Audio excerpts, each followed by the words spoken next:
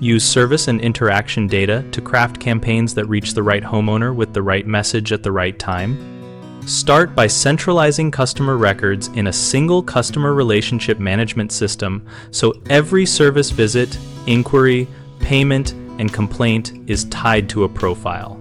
Clean and normalize the data weekly to remove duplicates and correct addresses so geographic targeting and route optimization are accurate. Segment customers by service history such as one-time treatment, recurring contract, treatment type, and pest species so offers match real needs. Use recency, frequency, and monetary value scoring to prioritize high-value and at-risk accounts and create tailored outreach sequences for retention or win-back. Track communication preferences and response rates to refine channel mix between email, text message, and direct mail and set simple rules for timing such as follow-up offers within 30 days after a seasonal treatment. Run small multivariate tests on subject lines, offer language, and discount structure, and measure cost per booked appointment and lifetime value impact instead of only immediate conversions.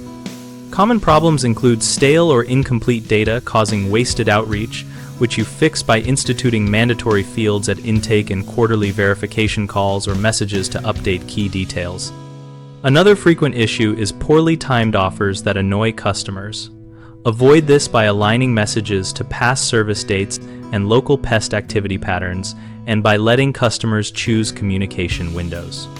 Third, overly broad segmentation leads to low engagement, so refine segments with 3 to 5 meaningful criteria and use simple predictive rules like likelihood to renew based on past renewal intervals to prioritize who receives premium offers. BigHomeProjects.com helps homeowners find local contractors and compare service types related to pest prevention and treatment. We connect contractors with leads and host a discussion community where homeowners and pros exchange advice, share experiences, and discuss what works in local conditions.